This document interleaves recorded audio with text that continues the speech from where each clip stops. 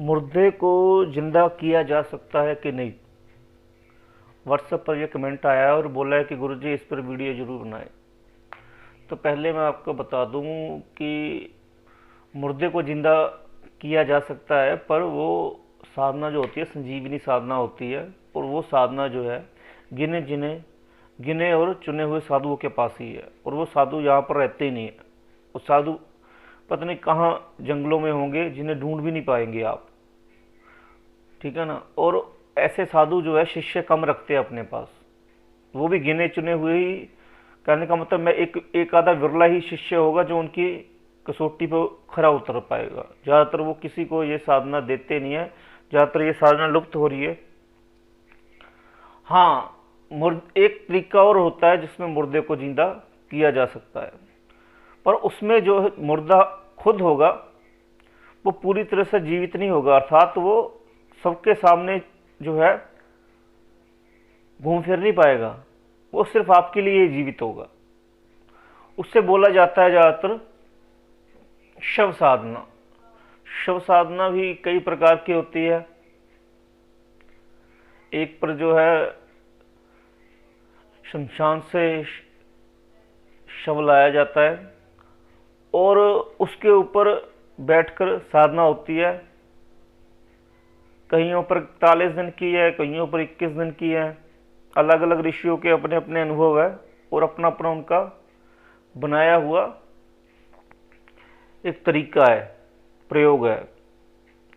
उसमें जो है पहले उसे अच्छे तरीके से लेप लिया जाता है ताकि वो सड़े गले ना।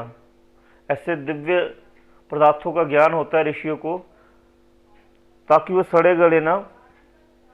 उसके बाद जो है उसके ऊपर लेप कर दिया जाता है। लेप करने के बाद दारू पास में होती है और एक मांस का टुकड़ा 24 घंटे जो है अपने पास रखा जाता है। और जब मंत्र जप करते हैं तो हर मंत्र जप के साथ ही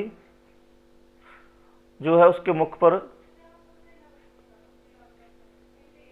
मदिरा डाली जाती है। कईयों पर मंत्र के साथ मदिरा डाली जाती है, कईयों पर एक माला खत्म होने पर मदिरा का चमचा जो है उसके मुख में डाला जाता है। हर किसी का, सन्यासी का अपना अपना विधान और प्रयोग है, जैसे उसने सिद्ध किया है।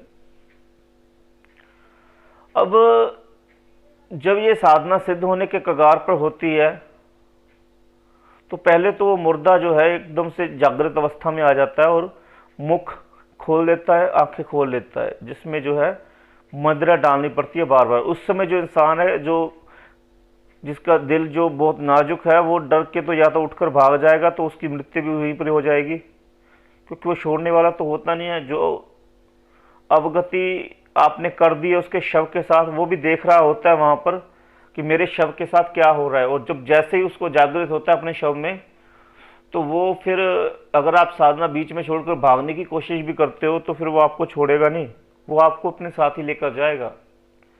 कई प्रकार से जो है आपको प्रताड़ना देगा, क्योंकि आपने उसकी गति रोक दी।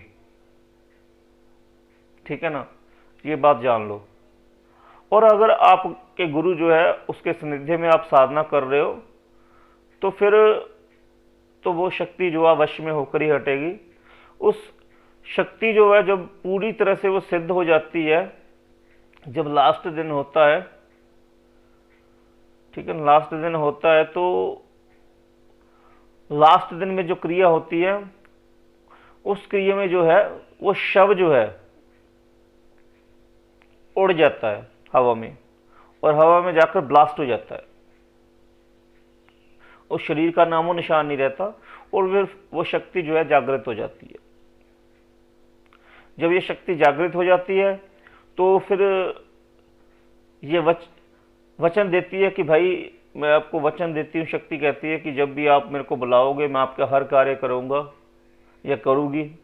क्योंकि करूँगी के बारे में मैं आपको फीमेल के बारे में बाद में बताऊँगा, पहले इसके बारे में जान लीजिए।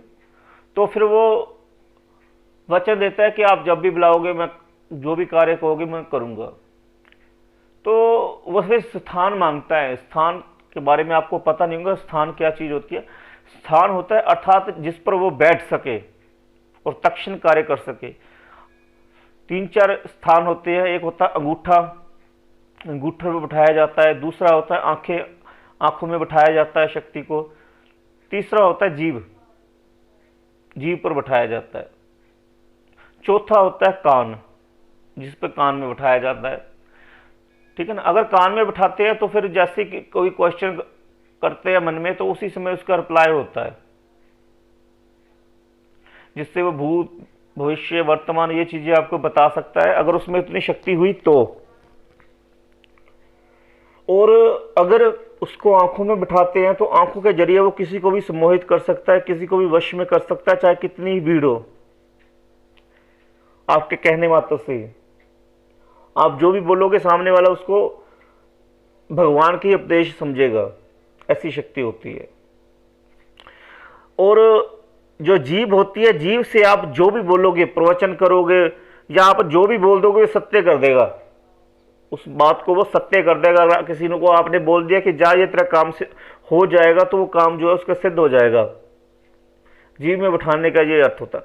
अंगूठा, अंगूठे में जो है, अंगूठे में आप, अंगूठे का जो नख होता है जिसको नाखून बोला जाता है, उस नाखून में आप किसी के बारे में जान लोगे, भूत भविष्य वर्तमान कुछ भी जान लोगे उसका। वो कहीं पर भी बैठा हो उसको नाखून में देख सकते हो आप। ये सब चीजें नाखून के ऊपर बैठने पर होती है, अर्थात अंगूठे के ऊपर बैठने पर होती है। पर यह शक्ति आप ये मत सोच लीजिए कि बड़ी जल्दी सिद्ध हो जाएगी, ना ना ना। इसके लिए तो बहुत दक्ष गुरु चाहिए। जड़ी से भी गलती हुई तो समझो आप मरे, बचने के कोई चांस नहीं है। ठीक है ना। तो यह साधना जो होती है अघोर साधना होती है, और अघोरी ही इसको ठीक तरीके से कर सकते हैं, क्योंकि अघोरियों ने दीक्षा ली होती है और अघोरी हमेशा ही शमशान घाट में रहते हैं, वही कर सकते हैं साधना। ठीक है ना। क्योंकि उनको हर चीज का नॉलेज होती है शमशान घाट की, तो वही आपको ये साधना करवा सकते हैं। पर जो असली घोरी है, जो शक्तियों से युक्त होगा, वो तो ज्यादातर शमशान घाट में रहते ही नहीं, वो तो जंगलों में अपने सुनसान जगह पर होते हैं। और ऐसे विरले होते हैं जो साधना आपको करवाएंगे। और एक साधना होती है स्त्री की। स्त्री की साधना करने का भी कुछ विधियां सेम ही होती है। वीडियो खत्म होने वाला है, इसलिए अगले वीडियो में आपको बता